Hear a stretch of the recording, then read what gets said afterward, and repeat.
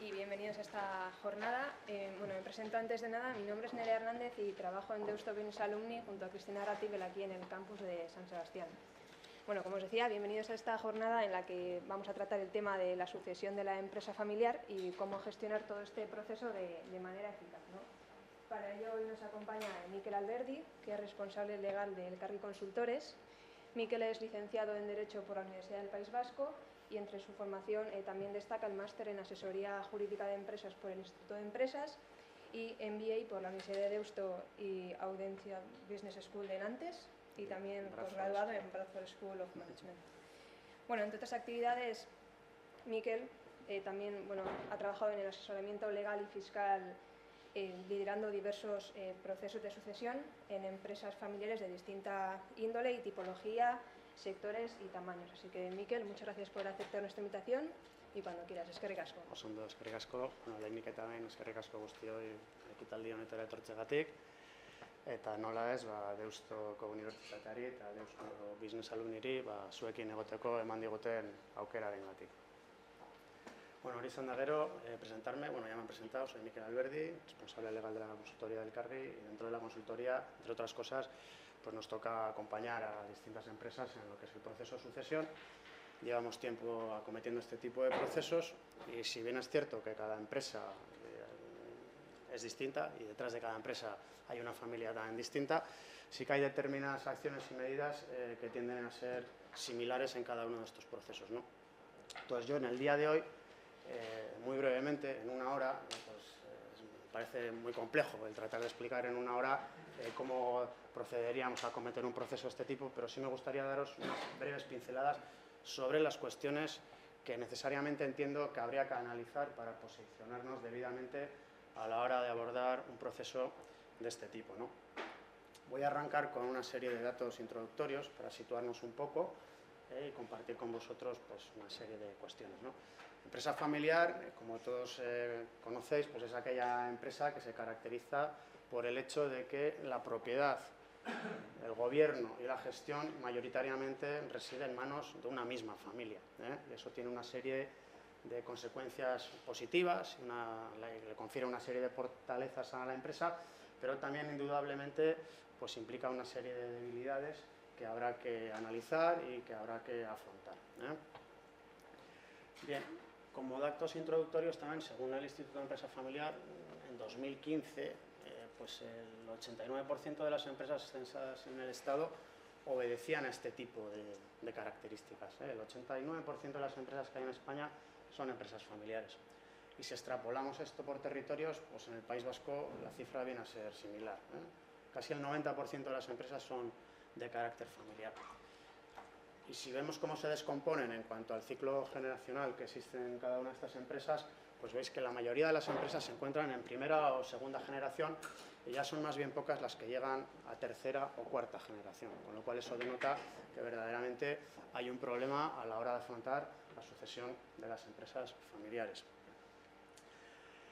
Las empresas familiares, como hecho diferencial de las mismas, tienen una serie de características que todos conoceréis, quienes sois componentes de una empresa familiar, convendréis conmigo en que hay una serie de temas que son propios de la empresa familiar. No se ve muy bien ahí en la transparencia, pero la empresa familiar se caracteriza por tener una vocación a largo plazo, no son tan cortoplacistas, de lo que se trata en definitiva es de recoger ese legado que nos han transmitido nuestros padres, mejorarlo y tratar de pasarlo a una próxima generación. También son empresas que se caracterizan por una mayor propensión a la reinversión de los beneficios, para reinvertir y seguir invirtiendo en la empresa familiar. También son empresas que se caracterizan porque el gobierno y la gestión de la empresa tienden a estar alineados, con lo cual eso también dota a estas empresas de una mayor flexibilidad, de agilidad. Es decir, hay una serie de cuestiones que son propias de la empresa familiar y que de alguna manera le posicionan mucho mejor que empresas que no tienen el carácter de empresa familiar, ¿no?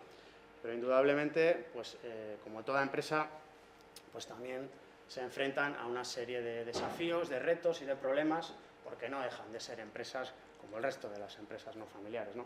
Y entre estos problemas, el Banco Central Europeo pues nos viene a decir que los problemas más acuciantes a los que se enfrentan la generalidad de las empresas pues son la búsqueda de potenciales clientes, la competencia, las dificultades del acceso a la financiación, los costes laborales, la búsqueda de profesionales cualificados y, por último, la regulación, ¿no? Normativa fiscal, laboral o todo lo que pueda, de alguna manera, afectar a la marcha y gobernabilidad de la empresa familiar, ¿no?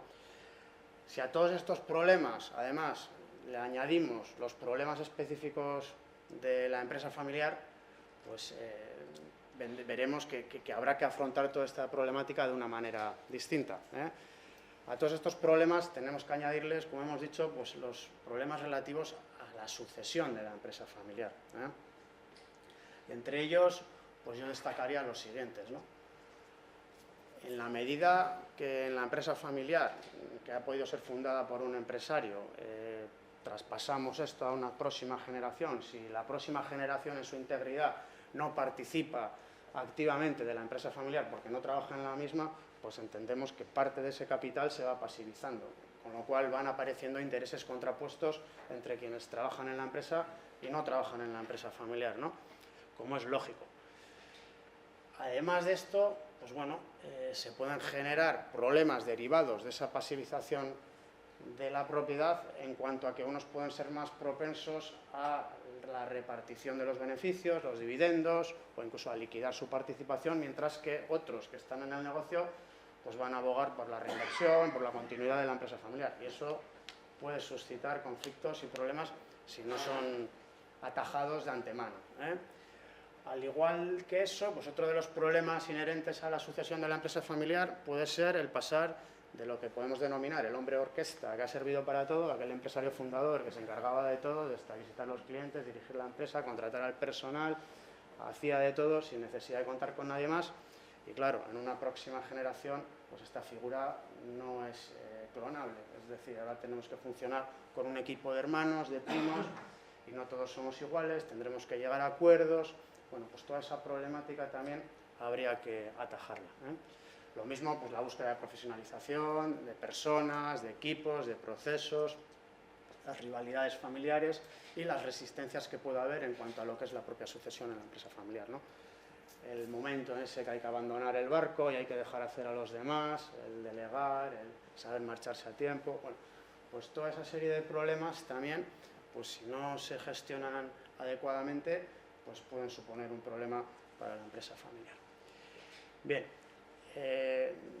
sentado un poco los temas que vamos a tratar y cuáles pueden ser las problemáticas a las que se enfrenta la empresa familiar, lo que me gustaría trasladaros es un poco cómo afrontamos nosotros este tipo de procesos, ¿eh? Sabiendo que cada empresa es distinta, la metodología puede venir a ser similar en todas las empresas, independientemente del tamaño, sector y demás.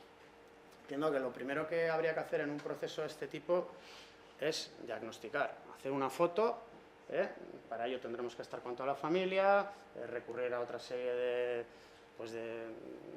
sitios para buscar información, dígase registro mercantil, otra serie de organismos o entidades para recabar información respecto a la empresa. Una vez que detectamos la problemática concreta que pueda tener esta empresa, pues habrá que planificar cómo vamos a enfrentarnos a cada uno de estos problemas, luego lo veremos cómo, qué tipo de acciones se pueden acometer y finalmente ejecutar toda esta estrategia, ¿eh? Lo que entiendo que no hay que hacer es improvisar, ¿eh? No hay que improvisar ni dejar de analizar las cosas y lo que tenga que ser ya será, como además yo no voy a estar aquí, pues los que vengan mañana que se arreglen y bueno, y eso puede ser potencialmente pues, generador de conflictos a futuro, ¿no? Además de otra serie de cuestiones. Supongamos que no analizamos y no planificamos como es debidamente la transmisión de la propiedad, pues eso puede suponer también unos costes fiscales pues bastante considerables que lastren toda esa transmisión si no lo gestionamos adecuadamente, ¿no? Por poner un ejemplo. Entonces, hay una serie de cosas que habrá que afrontar, ¿eh? Para evitarnos problemas a futuro. Bien, ¿cuándo es conveniente acometer un proceso de este tipo, ¿no? Pues hombre, yo diría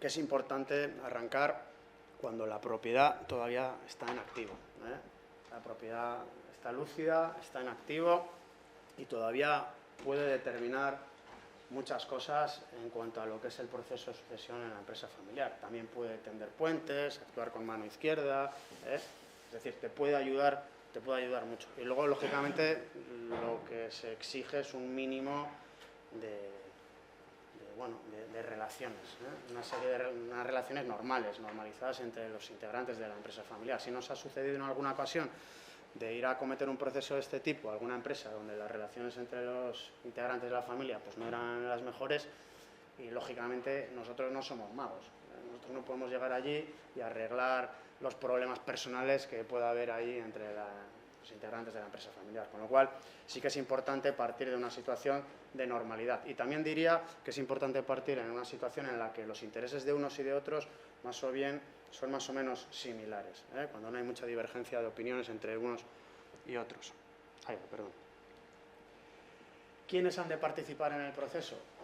Pues, lógicamente, la propiedad y la dirección tienen que jugar un papel preponderante, porque son en definitiva los que tienen que marcar las pautas y los que en última instancia van a decidir por dónde tenemos que ir, pero lógicamente si queremos aplicar esto el día de mañana, también tendrán que ser parte de este acuerdo quienes están llamados a ser propietarios el día de mañana, con lo cual entiendo que tiene que intervenir toda la familia, si bien, pues bueno, unos jugarán un papel más intenso que otros, pero en definitiva sí que entiendo que es importante que participe toda la propiedad que está llamada a participar de la empresa familiar. En alguna ocasión también nos ha sucedido que participen personas no ligadas directamente a la propiedad, como pueden ser pues, asesores o personas de confianza de la propiedad, porque conocen a la familia y tienen cosas que aportar. Nos ha tocado colaborar pues, con asesores y demás, y también suele ser habitual. Bueno, las ventajas que propicia el propio proceso. El afrontar un proceso de este tipo, yo creo que conlleva ventajas para la familia y para la empresa. ¿Por qué? Bueno, primeramente porque nos permite poner sobre la mesa cuestiones que no abordamos todos los domingos. Nosotros no hablamos los domingos a ver qué pasa si mañana falleces y las acciones van a no sé quién o a no sé cuál. Tampoco hablamos de qué pasa si mañana mi mujer se queda en el paro y puede venir a trabajar a la empresa. Ese tipo de cosas no se abordan con normalidad en casa, ¿no? Entonces, un proceso de este tipo puede ayudar que mediante el acompañamiento de consultores externos se pongan sobre la mesa este tipo de cuestiones y nos permitan debatir y llegar a arreglos en cuanto a lo que queremos respecto a ese tipo de situaciones, ¿no? Luego nos va a permitir anticipar situaciones que probablemente se van a dar en un futuro próximo, y les vamos a dar respuesta antes de que acaezcan. Y cuando todos más o menos estamos en una misma situación. Eso es importante también, ¿no? Supongamos el caso, tuvimos un proyecto, teníamos 5 hermanos, claro, los 5 hermanos involucrados directamente en el negocio familiar, pero resulta que a uno de ellos se le reconoce una incapacidad. Y en cuanto se le reconoce una incapacidad, este señor quería salir de la sociedad, quería vender su participación, porque era una sociedad pues, que tenía un difícil relevo también, ¿no? Entonces, claro, la perspectiva de este respecto a la de todos sus hermanos ya es distinta. Si hubiésemos empezado a negociar y hubiésemos pactado algo en cuanto a pactos de recompra o salidas de la sociedad el día que yo me quiera marchar y todos estamos en una misma situación, es mucho más fácil alcanzar acuerdos. Sin embargo, en este punto ya lo que quería uno difería mucho de lo que querían los demás, ¿no? Entonces, sí que creo que es importante tratar de partir de esa situación equilibrada entre todos. Y luego también entiendo que es bueno porque involucra a toda la familia. Hemos dicho que tiene que participar toda la familia llamada a ser propietaria de la empresa el día de mañana, ¿no? Y lógicamente cuando tú eres partícipe del resultado final de todo este proceso, pues es mucho más fácil que lo interiorices y que lo apliques pues, sin que te venga impuesto, ¿no? Con lo cual entiendo que eso es un tema también a valorar. Y luego entiendo que también lo que tiene que fluir es la comunicación a lo largo de todo el proceso, Tiene que haber comunicación, tenemos que hablar tanto durante el proceso como a la finalización del mismo, Aquellos pactos a los que hemos alcanzado, las previsiones testamentarias que hemos otorgado, esa visualización futura de la composición de la propiedad el día de mañana, entiendo que también habría que trasladársela a la próxima generación para que el día de mañana no haya problemas tipo a este le hemos engañado, esto no era lo que quería mi padre, sino que le ha engañado mi hermano. Es decir, entiendo que trasladar todo eso y comunicar todo eso debidamente también puede resultar importante. Bien, ¿qué tipo de acciones es conveniente analizar? Pues yo aquí diría que si analizamos todas estas cuestiones no vamos mal encaminados. Es una especie de ruleta en la que, bueno, no a todas las empresas ni a todas las familias les hará falta cometer todo este tipo de acciones, pero si al menos las analizamos, yo creo que iremos bien encaminados. Aquí hablamos temas tales como, oye, yo de cara a cometer un proceso de sucesión como es debido, lo que tengo que planificar, por ejemplo, es cuándo voy a transmitir la propiedad, hoy o mañana. Y además, en el momento en que la transmita, pues con la menor carga fiscal posible. Para ello habrá que hacer una serie de cosas. Bueno, pues analicémoslo. También, ¿cuál va a ser la futura composición de la propiedad? Porque eso me va a influir en la gobernanza y en las buenas relaciones que se puedan generar ahí en la propia sociedad. También, si tengo muchos hijos o varios hijos, porque si tengo un único hijo, pues igual me está de sobra el protocolo familiar. Pero si ya son varios, pues igual ya me es más necesario, porque tendremos que pactar determinadas cuestiones. También en su caso habrá que regular o retocar lo que son los estatutos sociales de la sociedad. Habrá que analizar los regímenes matrimoniales que tienen nuestros familiares, si es oportuno modificarlos o no, qué tipo de consecuencias tiene el que estemos en un régimen o en otro, somos conscientes de ello, qué incidencia tienen para la empresa familiar.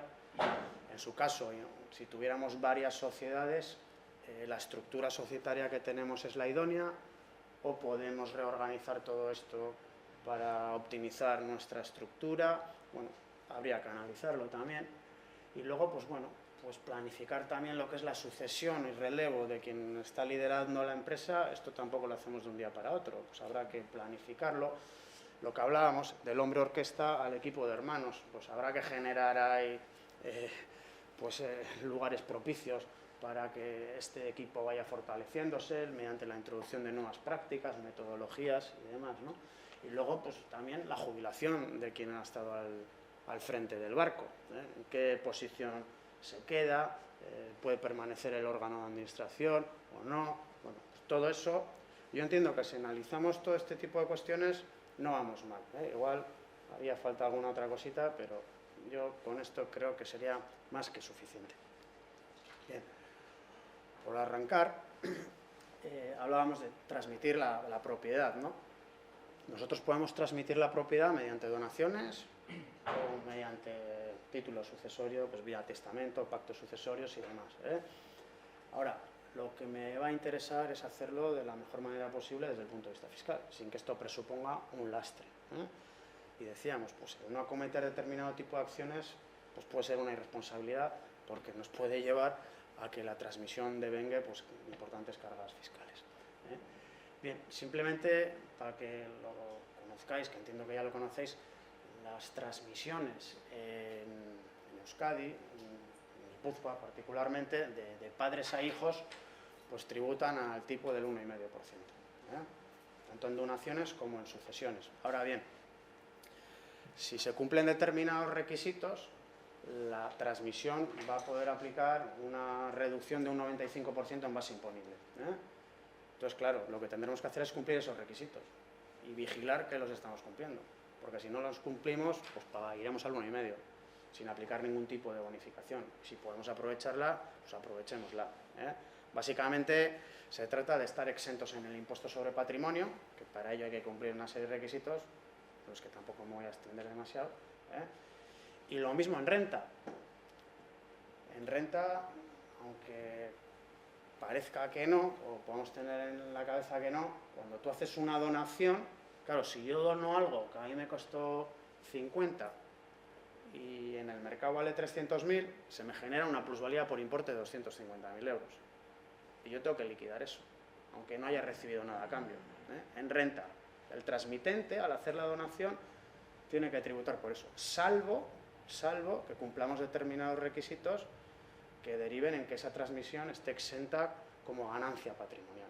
Pero claro, habrá que vigilar eso, porque, por ejemplo, pues, bueno, ya hemos conocido casos. Pues antes se exigía, por ejemplo, tener 65 años a la hora de hacer ese tipo de transmisiones o estar incapacitado.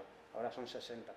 Pues si tú haces una donación, o en su caso hacías una donación antes con 59 años, pues te venía un castañazo bastante importante, ¿eh? Entonces, todo ese tipo de cosas hay que vigilarlas. Y luego, además, si estamos en el régimen de gananciales y tenemos acciones de carácter ganancial, hay que cumplir requisitos en ambas donaciones, porque se sobreentiende que hay dos donaciones.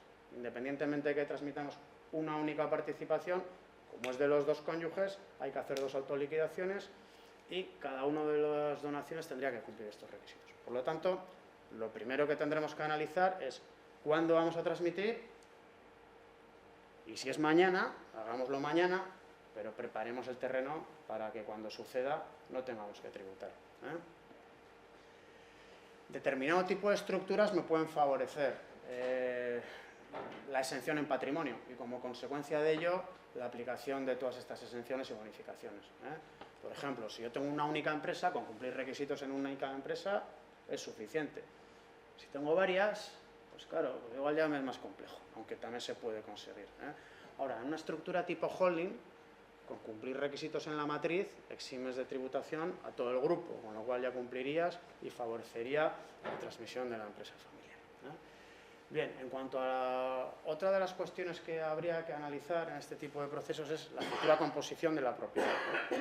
¿Quiénes de mis hijos van a estar mañana en la propiedad de la empresa familiar?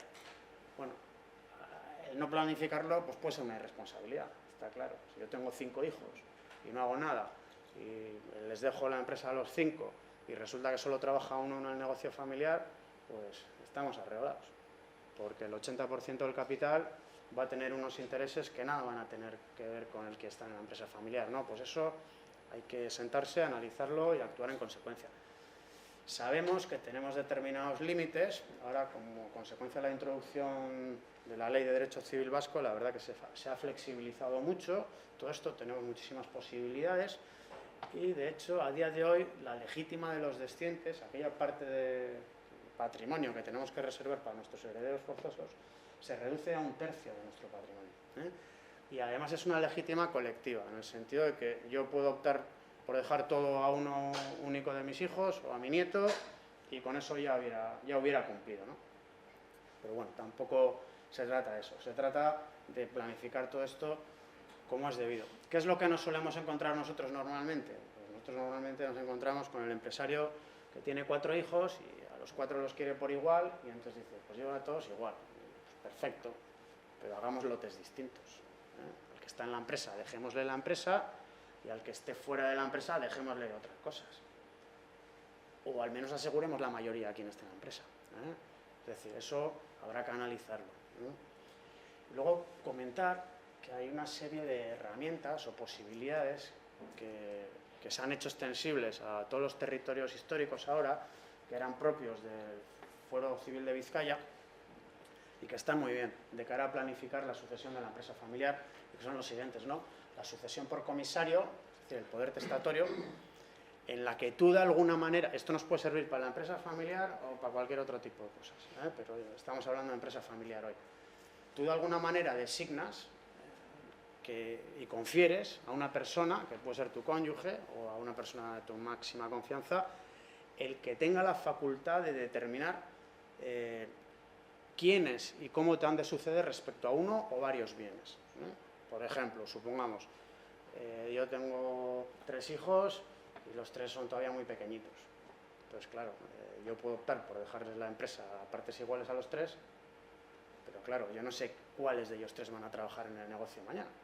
Sin embargo, puedo optar por conferirle esa facultad a mi mujer y decirle, oye, tú el día de mañana tienes la capacidad, mientras vivas, para determinar quiénes de entre mis hijos me han de suceder en la empresa familiar. Entonces, en la medida que tú veas cómo van creciendo y cómo van enfocando su vida profesional, pues hombre, si uno me entra en la empresa familiar y los otros 2 están fuera, pues tendrás tiempo para determinar pues, la empresa para para los otros otras cosas.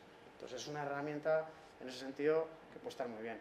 Además de que desde el punto de vista fiscal también pues tiene una serie de ventajas importantes, porque hasta que no ejercitamos el poder, no se adjudican los bienes concretos y se va actualizando el valor de adquisición hasta ese momento, que puede ser dentro de 15 años, con lo cual las plusvalías que pudieran generarse como consecuencia de una ulterior transmisión pues van a ser menos elevadas. La segunda de las posibilidades, el testamento por hermandad, también nos sirve, por ejemplo, supongamos, monto una empresa con un amigo o con mi hermano, y muy bien, llevamos 20 años juntos, trabajando, y cada uno de nosotros tenemos varios hijos. Y resulta que solo uno de ellos, por rama, trabaja en el negocio familiar, y tienen la lógica preocupación de, joder, el día de mañana, a ver a quién le dejan la empresa. A ver si me la dejan a mí, o a mí a todos mis hermanos, y a ver qué hace el otro, porque eso puede ser un problema. Entonces, de cara a tranquilizar a estos, los fundadores, esos dos hermanos, podrían optar por otorgar un testamento mancomunado, un testamento hermandad, que tiene una particularidad, y es que una vez otorgado, mientras los dos están vivos, pueden dejar sin efecto las disposiciones que se hayan hecho. Es decir, yo puedo optar por decir, yo se la dejo a mi hijo tal y mi hermano al hijo cual, los dos que están en el negocio. Mientras vivamos los dos, podemos dejarlo sin efecto. Ahora, en el momento en que fallece uno, ese testamento es inamovible, con lo cual ya aseguras que una vez que te has ido tú, la otra persona no pueda modificar ese testamento. Te aseguras de que la transmisión se va a proyectar tal y como la hemos acordado conjuntamente. Y luego, la tercera modalidad que tenemos ahora a disposición de todos es la del pacto sucesorio, que también es una herramienta que puede ser interesante y que nosotros ya estamos empezando a utilizar. Mediante pacto sucesorio yo puedo asegurar a una determinada persona, mediante un pacto, pues que el día de mañana pues va a tener una participación X en la empresa familiar. Supongamos, el hijo que lleva 15 años trabajando conmigo en el negocio, que ha tenido ofertas del exterior para ir a trabajar a otras empresas y sin embargo se ha quedado con nosotros y también está preocupado, porque claro, dice, joder, yo aquí todos los años trabajando con el AITA, 15, 20 años, y no sé si el día de mañana la empresa va a ser para mí o va a ser para todos los hermanos. Pues bueno, pues mediante pacto sucesorio otorgado entre padre e hijo, podríamos asegurarle al hijo que bueno, pues la mayoría de esta empresa va a ser para ti, o el 100% de esta empresa va a ser para ti. Y una vez otorgado el pacto, es inamovible, a diferencia de un testamento, porque yo hago un testamento hoy, mañana cojo y lo cambio. El pacto sucesorio no lo podemos cambiar, salvo mediante los mecanismos oportunos o cláusulas que nosotros hayamos establecido al efecto, ¿no? Oye, pues si yo he ligado esa transmisión a que tú sigas trabajando en la empresa familiar, si trabajas en una empresa familiar será para ti, si no trabajas, pues no. Pero entonces es un mecanismo también muy importante para la transmisión de la empresa familiar. Bien, ¿qué otro tipo de cosas hay que analizar en un proceso de sucesión? Pues lógicamente los estatutos sociales que tenemos en nuestra empresa. Básicamente, entiendo, uno de los temas fundamentales a tratar será el régimen de transmisión. El régimen de transmisión, como sabéis, que rige en casi todas las sociedades, de alguna manera nos establece qué tipo de transmisiones son libres y cuáles son restringidas, y en qué momentos habrá que ofrecer las participaciones preferentemente al resto de socios. Bueno, pues todo eso, en el 99% de las ocasiones en que analizamos los estatutos de empresas familiares, siempre vemos coladeros por donde se nos puede colar gente que en principio no debería estar en la empresa familiar. Tampoco me voy a extender demasiado porque tampoco tenemos muchísimo tiempo, pero que sepáis que es algo que hay que trabajar. Del mismo modo, los estatutos nos pueden servir para atribuir de manera diferenciada, por ejemplo, lo que son derechos políticos y derechos económicos en la empresa familiar.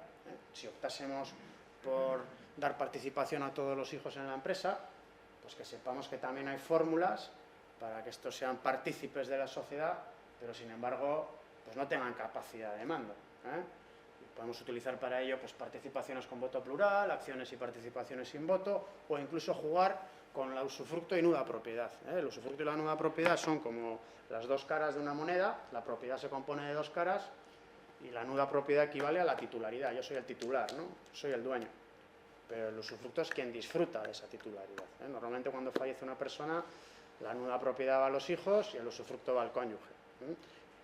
Y normalmente el nudo propietario tiene los derechos de voto y el usufructuario tiene los derechos económicos. Si hay dividendos, se los lleva el usufructuario. pero podríamos pactar lo contrario, ¿eh? La ley nos permite pactar lo contrario, porque salvo disposición contraria en estatutos, los derechos políticos corresponden al nudo propietario. Yo puedo pactar lo contrario. De hecho, nosotros lo hemos hecho en alguna ocasión.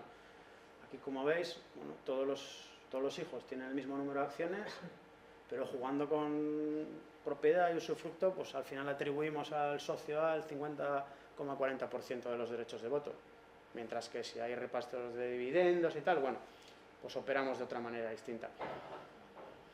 También me preguntan a veces, ya, pero de alguna manera estás beneficiando a uno de los hijos en detrimento de los demás, ¿no? Bueno, todo esto es reversible, porque nosotros podemos pactar en un pacto de socios, en un protocolo, que esto será así mientras el hijo A esté liderando el negocio familiar. En el momento en que se jubile, volvemos a la situación originaria y partimos todos de una misma situación, ¿no? Entonces, existen fórmulas para acometer este tipo de cuestiones. Luego, el protocolo familiar. Es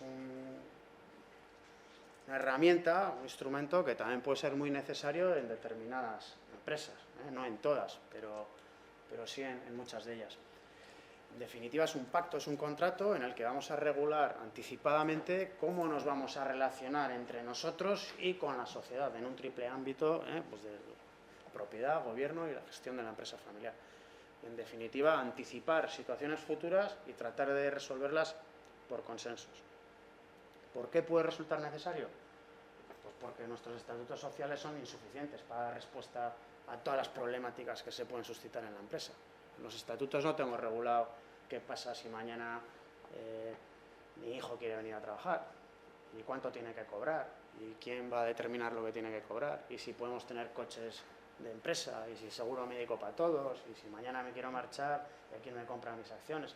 Y todo eso no lo tenemos regulado en los estatutos. Entonces, nosotros podemos regular todo eso. Como os decía, claro, el protocolo familiar puede ser más necesario aquí que aquí. Si yo tengo un único hijo, pues el protocolo familiar está de sobra. Ahora, si tengo varios hijos, pues igual habrá que empezar a pensar. ¿Cuáles son los contenidos habituales que se suelen trabajar en un protocolo familiar? Pues aspectos relativos a la familia, aspectos relativos a la propiedad y el capital y aspectos relativos al gobierno y a la gestión. Como aspectos relativos a la familia, pues lógicamente habrá que regular cómo se puede incorporar la familia al trabajo en la sociedad. Es decir, no por el mero hecho de ser hijo de, pues tienes que tener deberías de tener un puesto de trabajo garantizado en la empresa familiar. Habrá que regularlo. Cómo se puede acceder, qué requisitos habría que cumplir, quién puede decidir ese tipo de contrataciones. Lo mismo en cuanto a la política retributiva de la empresa. ¿Todos los hijos tienen que cobrar lo mismo? Porque ahí nos hemos encontrado de todo. Encontramos empresas en las que todos cobran igual, independientemente de lo que hagan.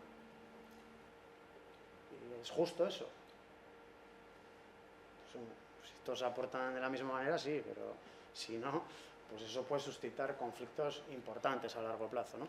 Entonces habrá que determinar cuál es el criterio que ha de regir en la empresa y quién ha de prefijar esa remuneración para cada uno de los hijos. Lo mismo en cuanto a otro tipo de prestaciones. Lo que decíamos, vehículos. ¿Todos tienen que tener vehículo? ¿O solo aquellos que lo necesiten? Seguro médico, plan de jubilación, EPSVs. Esto habrá que regularlo. Lo mismo en cuanto a planes de formación. En la medida que se incorpora gente a la empresa, pues habrá que enseñarles, acogerles y formarles.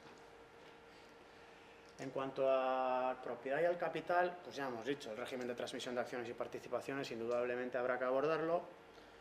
Luego puede ser oportuno establecer supuestos de separación convencional o acordada en el sentido de posibilitar, bajo determinados supuestos muy concretos, que la gente se pueda marchar de la sociedad, antes de que eso derive en un conflicto con el resto de la familia.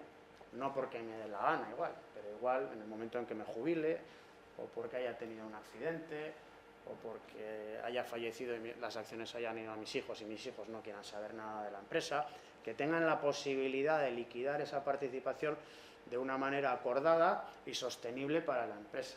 Es decir, igual no podemos comprar todo de golpe y porrazo, pero habrá que establecer pues oye, pues cada año compraremos un paquete determinado, a unos precios determinados, con un descuento determinado, para favorecer y establecer mecanismos de concentración de capital en la empresa, que pueden ser muy oportunos para que la propiedad siga residiendo en manos de la propiedad activa, de quien trabaja en el negocio familiar. También habrá que regular, en el supuesto de que hubiera adquisiciones gananciales. Claro, una adquisición ganancial implica que esas acciones son cotitularidad de dos personas. Pues, ¿quién de esas dos personas va a venir a la empresa a opinar y a tomar los respectivos acuerdos? Pues habrá que regularlo, en aras a proteger a la empresa y a la familia. En su caso también se puede regular cómo vamos a valorar las participaciones, si se generan procesos de compra, y podremos valorarlas de distinta manera en función de los supuestos entre los cuales estemos. No es lo mismo tratar una compra, digamos, de carácter pues, obligatorio, entre comillas, para favorecer que se me jubile uno y se me marche de la sociedad, que cuando tengo un potencial comprador tercero. Ahí trataré de maximizar el beneficio frente a la otra alternativa, con lo cual habrá que valorar todo ese tipo de cuestiones. También podemos regular cuándo podemos vender conjuntamente todos la empresa familiar. Si tenemos una oferta buena de compra, pues mediante el establecimiento de cláusulas de arrastre, pues si una mayoría significativa decide que hay que vender la empresa, pues vendemos todos. Y también la operación inversa. ¿Qué pasa si resulta que el mayoritario tiene una oferta de compra, se quiere desligar de la sociedad? ¿Cómo, en qué lugar queda el minoritario? Pues también podríamos establecer derechos de acompañamiento para que este minoritario pueda acompañar, en su caso proporcionalmente al mayoritario. Y luego, pues bueno, en la vida de la empresa también al final se pueden generar situaciones de bloqueo, en aquellas situaciones donde tengamos dos bloques, uno me diga A, el otro me diga B, que puedan paralizar la toma de decisiones en la empresa, pues habrá que establecer mecanismos para solventar todo eso también. En cuanto al gobierno y la gestión, pues bueno, pues habrá que regular también cómo se adoptan los distintos acuerdos, qué tipo de mayorías son necesarias para adoptar los acuerdos en junta, consejo, en otro tipo de comités o consejos, quién va a gestionar la empresa, quién va a decidir quién tiene que gestionar la empresa, qué tipo de poderes le vamos a delegar, cómo se pueden ejercitar los derechos de información en la empresa, porque mientras estamos todos en la empresa, más o menos sabemos lo que pasa en la empresa. Pero y si mañana me jubilo, me repliego y ya no voy todos los días a la empresa, pues me gustaría tener información sobre lo que pasa en la empresa también. Pues bueno, pues regular todo eso también. Y luego hay de tener identificados aquellos puestos que podamos considerar que son claves en la empresa para proceder a su relevo también con anticipación. Es decir, yo al gerente de la empresa no lo puedo cambiar de un día para otro. Y al director financiero igual tampoco, y al director comercial tampoco. Y habrá determinados puestos que requieran de planificar ese proceso de sucesión en cada uno de los mismos, ¿no? Para que también pueda haber un trasvase de conocimientos desde la persona que está ocupando ese puesto y la que tiene que ocuparlo el día de mañana. En cuanto a la metodología, bueno, esto no se trata de ir un día a una empresa, estar con la familia, conocernos y la semana siguiente os damos ahí un documento y venga, y ahora lo aplicáis, ¿no? Pues no serviría de nada. Yo entiendo que este tipo de procesos requieren su tiempo. Nosotros solemos reunirnos con cada una de las personas integrantes de la familia, hablamos largo y tendido con cada uno de ellos y en base a esas conversaciones vamos generando borradores que nos permiten trabajar, que son un objeto de presentación a toda la familia. Se les presenta, se les da un plazo de tiempo, le meten el boli rojo, esto entiendo, esto no, esto me gusta, esto se les ha olvidado. Y a partir de eso, de esos contrastes y de la proposición de alternativas distintas, vamos generando ese pacto o ese documento definitivo. Como media, un proceso de este tipo pues, te puede llevar unos 6-7 meses tranquilamente. ¿Y qué efectos despliega? Una vez que hemos acordado esto, esto nos obliga. Pues el protocolo es un contrato y como tal pues nos obliga moral y contractualmente a aquellas personas que lo hemos firmado. Pero claro, ¿qué pasa con quien no lo ha firmado? Pues quien no lo ha firmado no tiene por qué cumplirlo, no tiene por qué respetarlo, salvo aquellas previsiones del protocolo que nosotros llevemos a los estatutos sociales. que ya serán oponibles frente a terceros y a cualquiera que pueda devenir socio de la sociedad, ¿eh? Pero todo aquello que quede fuera de los estatutos nos obligará a nosotros. Con lo cual, habrá que buscar mecanismos alternativos, ¿eh?, para propiciar la eficacia de este pacto, ¿eh? Porque claro, no vamos a llevar todo el pacto al registro, ¿eh? Porque hay una serie de cosas que queremos preservar en el ámbito de lo confidencial. Entonces, ¿cuál puede ser un mecanismo idóneo? El establecimiento de prestaciones accesorias, ¿eh? Las prestaciones accesorias, que pueden ir aparejadas a una o todas las acciones, son obligaciones de hacer. Yo puedo establecer como prestación accesoria el que todos los socios presentes y futuros tengan que ratificar, firmar el protocolo familiar, con lo cual ya, primero, puedo controlar la transmisión de esas acciones, porque toda transmisión de acciones que lleve aparejada prestación accesoria requiere de autorización por parte de la Junta, autorización que no podré denegar si se avienen a firmar esto, pero por lo menos podré controlarlo. Y dos, aquel que ya sea propietario y no cumpla, pues bueno, incluso podrá ser excluido de la sociedad, ¿eh?, mediante, bueno, pues el oportuno mecanismo. Otro tipo de cuestiones que solemos analizar y que no en la práctica generalidad de los casos, pero sí en algunos casos. Aquellas empresas o empresarios que tienen más de una empresa, pues tendrán que analizar, o puede ser pertinente analizar, si es conveniente reestructurarlas y demás, ¿eh? Señalar que toda reestructuración conlleva o puede conllevar la transmisión de activos y pasivos de unas sociedades a otras, y eso puede generar plusvalías, ¿eh? Plusvalías por las que tendríamos que tributar. Lo que pasa es que existe un régimen fiscal especial en el que, si nosotros acometamos toda la operación bajo una motivación económica válida, pues nos van a permitir acometer todo este tipo de procesos sin tener que tributar. Y entre los supuestos o los motivos que suelen ser aceptados, pues nos hablan, por ejemplo, pues voy a segregar dos sociedades para favorecer la transmisión selectiva de acciones a futuras generaciones. Pues porque el negocio se lo voy a dejar a quien está en el negocio y el inmovilizado se lo voy a dejar a todos los hermanos, por ejemplo. O cuando se trata de preparar la sucesión del negocio, tal. Son motivos que suele aceptar Hacienda Foral, ¿eh? Ahora, las operaciones más típicas que hemos venido haciendo, que se han hecho en este sentido, yo creo que eran escisiones para segregar inmovilizado y la constitución de sociedades holding, ¿eh? La sociedad holding puede ser una estructura muy eficiente desde el punto de vista fiscal, ¿eh? Como grandes características, bueno, comentar pues que me permite una muy efectiva canalización de fondos de unas sociedades a otras, porque claro, si yo tengo dos sociedades y la sociedad A reparte dividendos, de 100 que reparte, por el camino se me quedan 25. Al señor X le llegan 75, que si los quiere reinvertir en la sociedad B, van 75. 20 y tantos se me han quedado por el camino.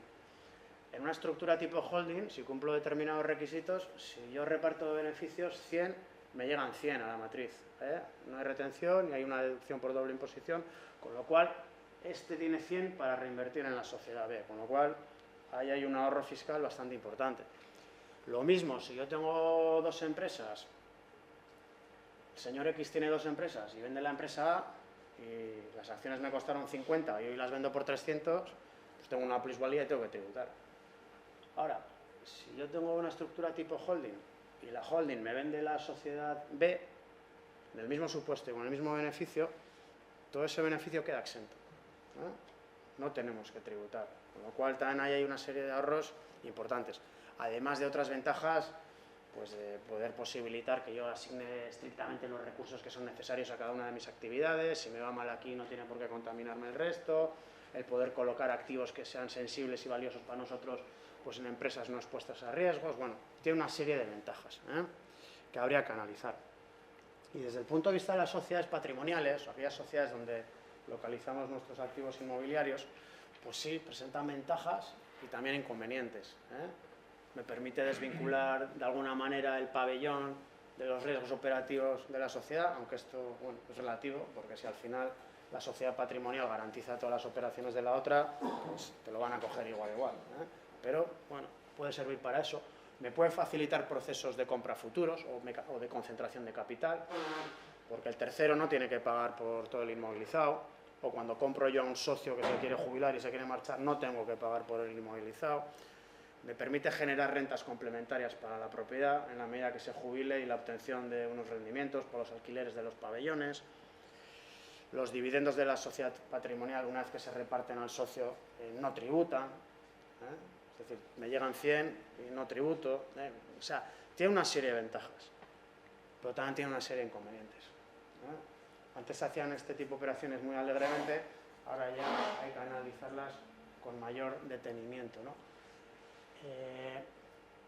En primer lugar, señalar que las sociedades que se dedican al arrendamiento inmobiliario, típico pabellón que segrego, no tengo personal y me dedico a alquilarlo, todo ese pabellón, toda esa sociedad no está exenta en el impuesto sobre patrimonio. Las actividades que se dediquen exclusivamente a arrendar inmuebles, eso me va a ir a la base del impuesto sobre patrimonio. Y luego, desde el punto de vista del régimen fiscal aplicable a este tipo de sociedades, hay un régimen fiscal especial, de las sociedades patrimoniales, que se caracteriza por el hecho de que casi ningún gasto va a ser deducible. Yo alquilo mi pabellón y solamente me voy a poder deducir como gasto los gastos financieros y un 30% de los ingresos, nada más. Me viene a pintar un señor, se me rompe la cubierta, todo eso no es deducible. Se lo puedo repercutir al arrendatario, pero aun y todo puede ser que fiscalmente no sea eficiente. Mirad aquí un ejemplo. Si yo tuviera el pabellón dentro de una sociedad normal y tuviera unas rentas por importe de 5.150, claro, en este supuesto yo me puedo dar el gasto de amortización contable, que tengo el pabellón todavía pendiente de amortizar, menos 20.000, el resultado contable, si solamente tuviera este pabellón y no tuviera ningún tipo de ingreso adicional, sería de menos 15.000, con lo cual no tributo. Y en caja tengo 5.000 y pico euros. Sin embargo, si tengo una sociedad patrimonial, la amortización no es deducible. Y si yo tengo un pabellón relativamente nuevo, no me voy a poder deducir todo eso y yo voy a tributar por esto, le voy a quitar el 30%, tengo un resultado contable de 3.600 euros, me quitan 721 euros. Con lo cual, fiscalmente, pues igual hoy todavía no me es interesante. ¿Cuándo me puede resultar interesante esto? Pues primero cuando ya no haya préstamos que pagar, porque voy a tener que generar rendimientos como poder atender los pagos de los préstamos, y luego además cuando no tenga que desechar un importante gasto de amortización contable. Aquí en este supuesto, claro, en la situación normal que decíamos ahora, si yo tengo unas rentas por 10.000, con una amortización contable de menos 22, me voy a un resultado negativo, tengo en caja 10, reparto 7.000, en renta me quitan 1.470, con lo cual al socio le llegan netos 5.530 y tiene un impacto fiscal global, por decirlo de alguna manera, de 1.470 euros. Esta misma sociedad, cuando ya no tiene que amortizar contablemente el pabellón, ingresa 10.000, pero como no tiene ningún gasto, pues 10.000 al resultado, al 24%, sin contar que ha habido otro tipo de ingresos, ingresamos 2.400 euros en sociedades, tengo netos 7.600 euros que reparto al socio 7.000, aquí me vuelven a quitar 1.470, lo mismo que aquí, pero claro, si añadimos esto y esto, he tributado un total de 3.870 euros. Me está penalizando. Mientras que en la sociedad patrimonial, si yo tengo ingresos de 10.000 y cuando yo no tengo amortización contable, bueno, me van a quitar, me voy a poder quitar 3.000 euros. Mi resultado va a ser de 7.000. Y voy a tributar por esos 1.470 euros, pero lo que reparta posteriormente al socio está exento de tributación. Con lo cual, aquí sí me sale a cuenta. Aquí sí puede ser un buen momento para montar una sociedad patrimonial. Entonces, habrá que analizar, sopesar si es conveniente hacerlo ahora, mañana. Bueno, puede ser que también nos interese y pongamos sobre la balanza otras cosas más allá de lo fiscal, pero bueno, habrá que tenerlo en cuenta. Luego, otro tema que también hay que analizar es, bueno, lo que hemos dicho, del hombre orquesta al equipo de hermanos. Pues habrá que generar ahí reuniones. Entiendo, nosotros desde el Cargui, por ejemplo, solemos acompañar a muchas empresas, una vez acometido el proceso durante un tiempo, pues dándoles metodología pues para lo que es análisis de estados financieros, toma de decisiones, para compartición de información, de equipos y demás, ¿no? Para que sepamos cada uno pues lo que hacen los demás, más allá de que nos podamos ver cada día. Esto puede ser importante también. Y en cuanto a la sucesión y relevo, pues claro, hay que preparar al sucesor. Lo que hemos dicho, no puede ser que el gerente coja, se vaya mañana y venga, a partir de mañana mandas tú. Habrá que preparar al que tiene que venir por detrás, ¿no? Y para eso es importante, pues bueno, pues que convivan durante cierto tiempo, que haya un trasvase de conocimiento del líder actual al líder futuro. Para ello también será importante, durante esa convivencia, pues delimitar las funciones de cada cual, para que no haya solapamientos tampoco. Oye, pues tú te puedes dedicar a estos clientes, yo a estos, o tú a este mercado, yo al otro. Distinguir y delimitar para que cada cual tenga su peso en la empresa. Y luego dejar hacer también. Es difícil delegar, pero es importante hacerlo, porque si no, el que viene por detrás pues nunca va a tener el sitio propicio para poder crecer, equivocarse y crecer, ¿no? Y luego comunicación. Tiene que haber comunicación entre el líder actual y el futuro, ¿no? Y resituarse y asumir un nuevo rol. Es ley de vida, ¿no? Tenemos que marchar. Ahora, marcharse no implica abandonar la empresa y no aparecer nunca más por la empresa. Pues tenemos que resituar y reubicarnos en otro lugar, como puede ser, por ejemplo, pues en el órgano de administración de la empresa. Pues ahora no estoy en el día a día, pero sí que estoy pues, cada mes o cada 3 meses pues, para hacer un seguimiento de lo que se hace en la empresa, para que me informen y para aportar todo aquello que tengo que aportar, por toda la experiencia que tengo en la mochila. Y todo esto, lógicamente, pues no se puede hacer de un día para otro. Hay que gestionar los tiempos, darse el tiempo suficiente para poder acometer todo el proceso pues, adecuadamente. Y decíamos, ¿no? Resituarse, ¿no? El líder, el que ha pilotado el barco, este tipo de procesos, pues va a llegar un momento en el que se va a enfrentar su retiro. Me tengo que marchar y me tengo que resituar, ¿no? Claro, la jubilación implica necesariamente el que tengamos que abandonar la empresa, o el trabajo, indudablemente, ¿no? Pero el órgano de administración, con cómo nos resituamos ahí, ¿no? Pues bueno, hay que señalar que en la medida que se asuman exclusivamente las facultades indelegables del administrador y lo que es el mantenimiento de la titularidad del negocio, que ahora veremos qué es eso, va a ser compatible con la pensión. El hecho de jubilarse no implica abandonar el órgano de administración. Ahora, ¿qué tipo de cosas podemos hacer? Pues nosotros lo que sí vamos a poder hacer en todo caso es orientar, supervisar y fiscalizar lo que hacen los gestores, los ejecutivos. Lo que no puedo estar es en el día a día. Si estoy jubilado, no puedo estar firmando los contratos, yendo al banco a firmar pólizas. Ese tipo de cosas las hacen los gestores. Nosotros supervisamos lo que hacen estos. También podemos hacer todo lo que es indelegable, por ejemplo, la formulación de las cuentas, el depósito de las cuentas, la convocatoria de las juntas, todo esto nos compete como miembros del órgano de administración. Y luego todo lo que son actos de disposición no necesarios para la gestión ordinaria.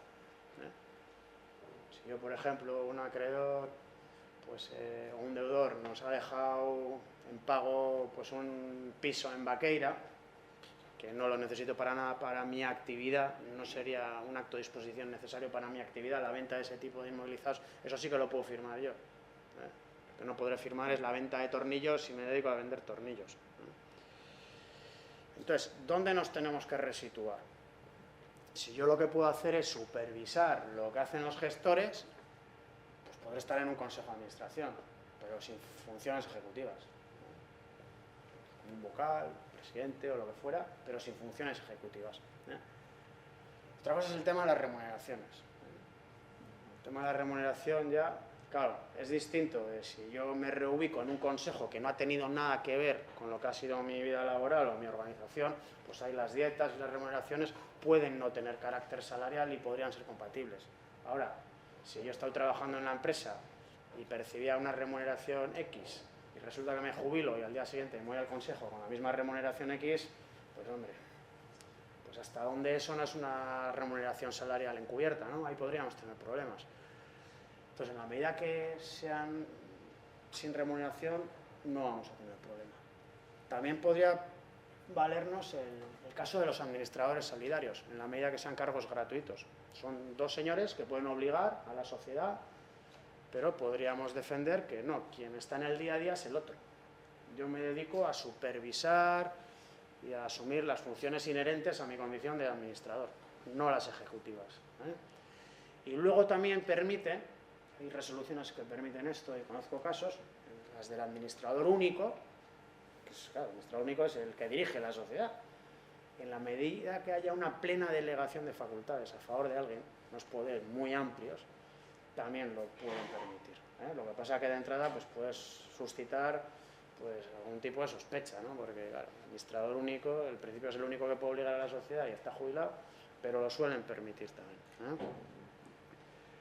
Y por último tendríamos la modalidad que se introdujo con la última reforma laboral en el 2013, donde si cumplimos determinados requisitos, de tope de años de cotización y demás, y jubilación plena, es decir, sin aplicar anticipación y bonificaciones y demás, vamos a poder compatibilizar pensión y una remuneración salarial. Nos van a dar el 50% de la pensión y podemos tener la remuneración que queramos en la empresa, vayamos o no vayamos a trabajar.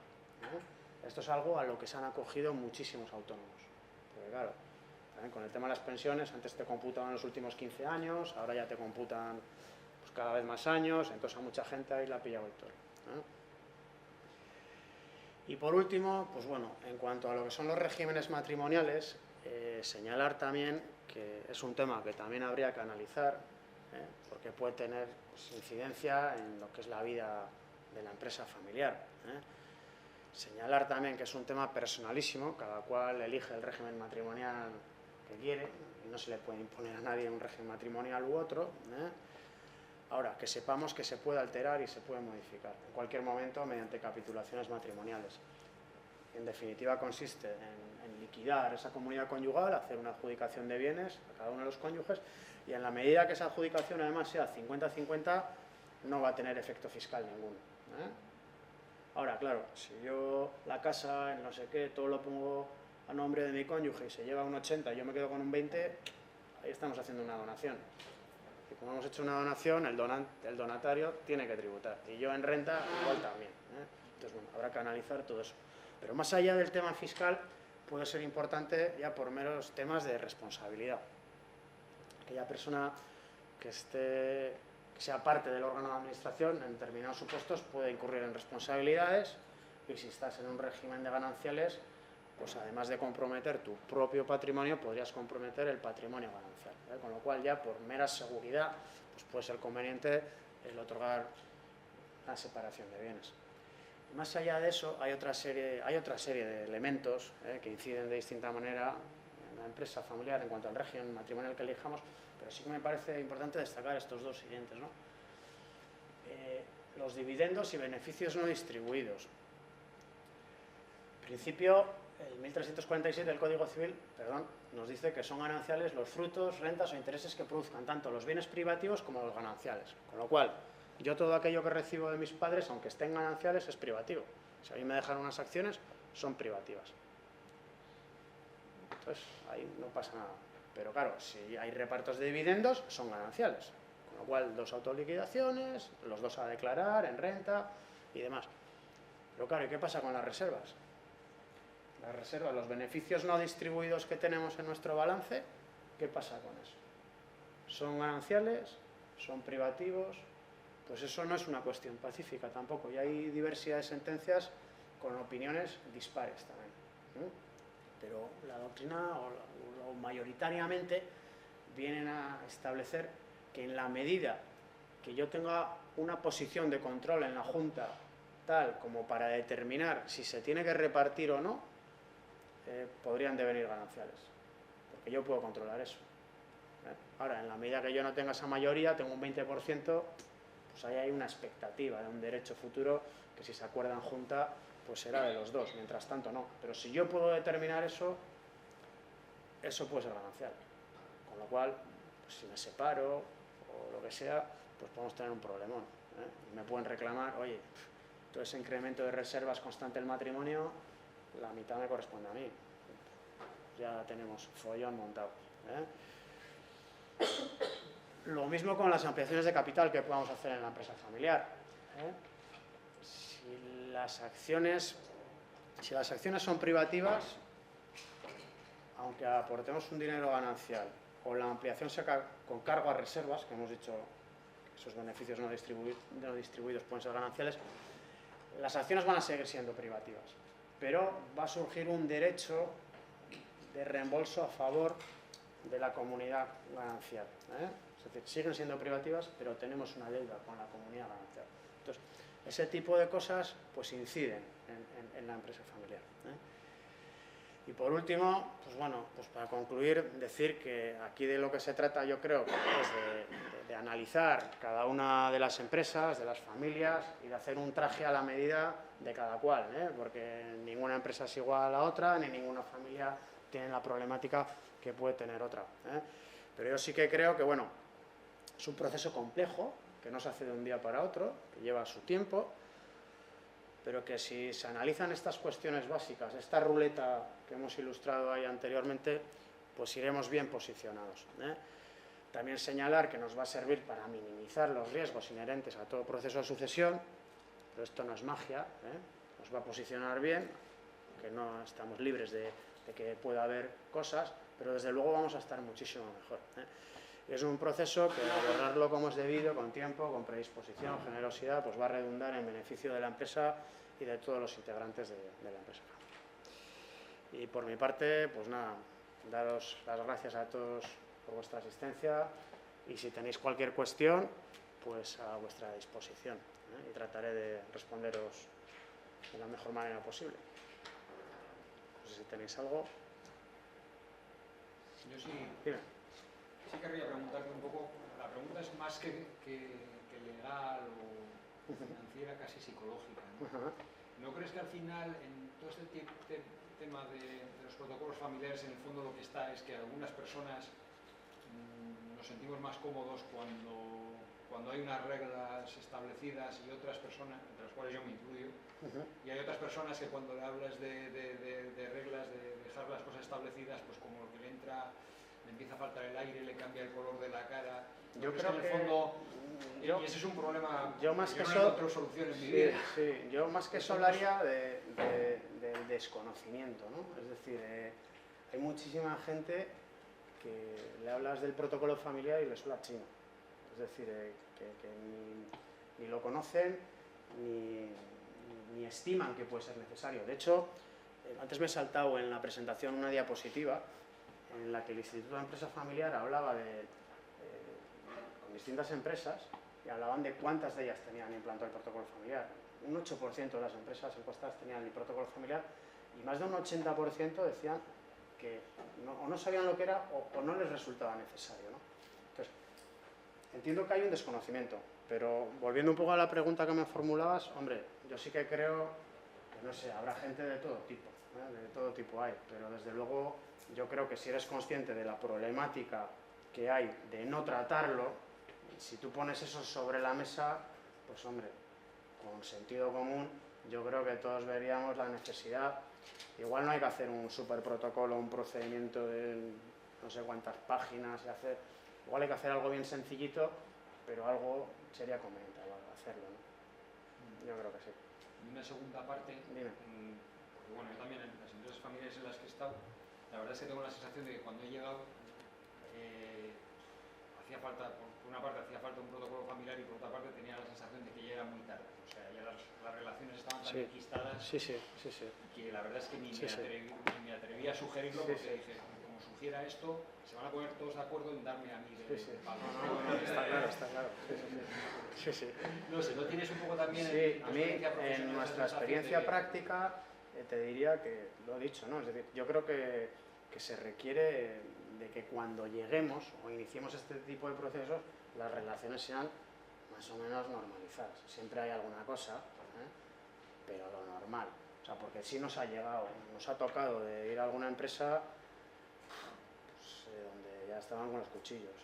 Entonces, claro, se piensan que como vienes tú, consultor externo y tal, les vas a hacer magia y les vas a arreglar sus problemas personales, ¿no? Y eso es muy complejo, es muy difícil.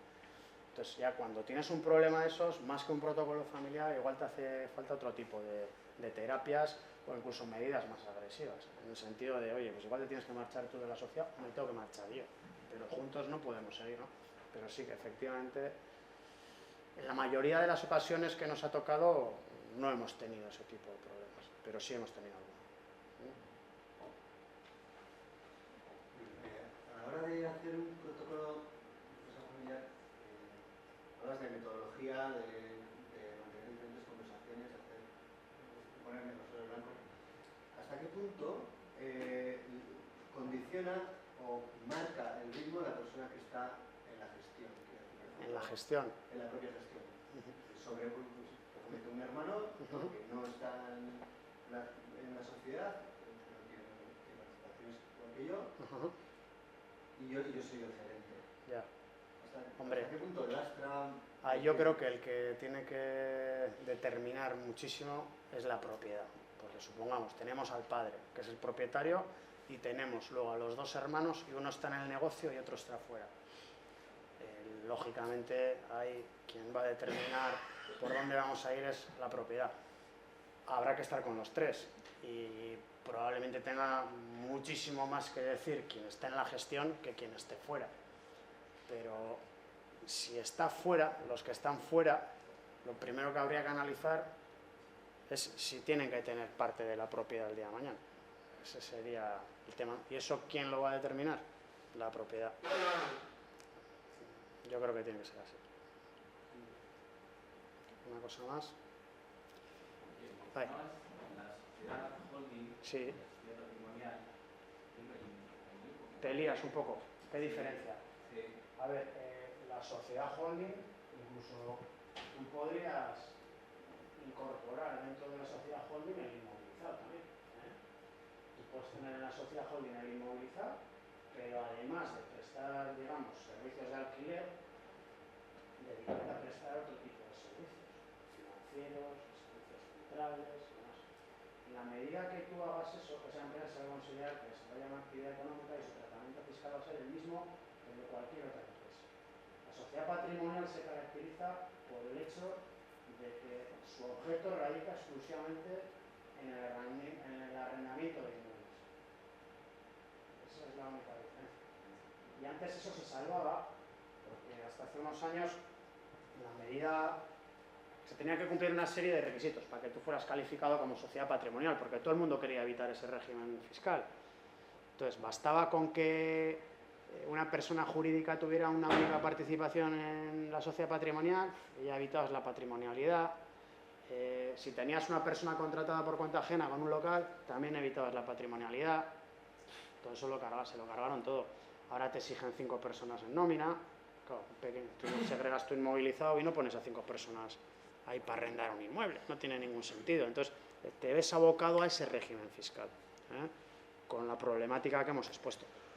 Pero la diferencia básicamente sería esa. Es decir, la sociedad holding se caracteriza por ser una sociedad cabecera matriz de la que cuelgan el resto de sociedades y que tiene como función principal, pues, normalmente, pues, la prestación de servicios centrales, financieros y demás, y que tiene una serie de ventajas.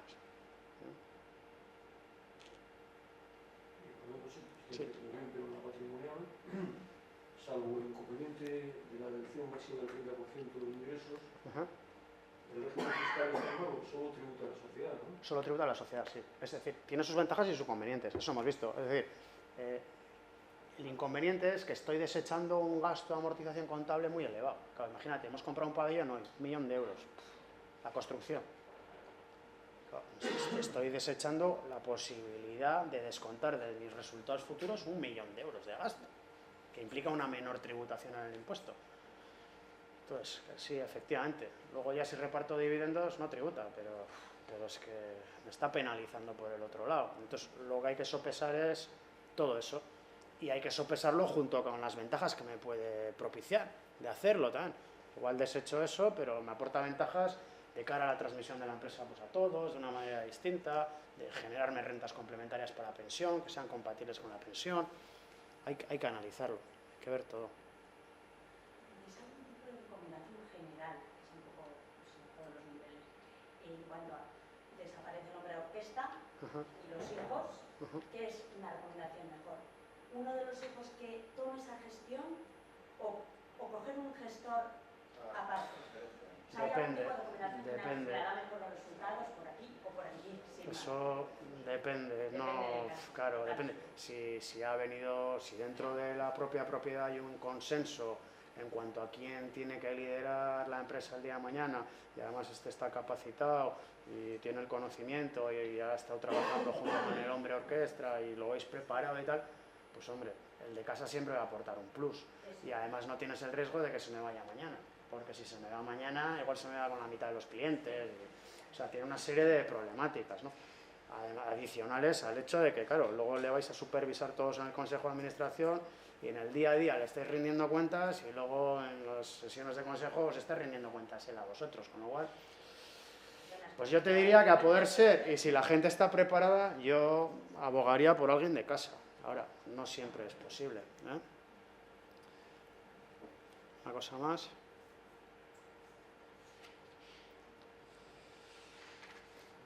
Pues nada, oye, pues por mi parte, daros las gracias a todos.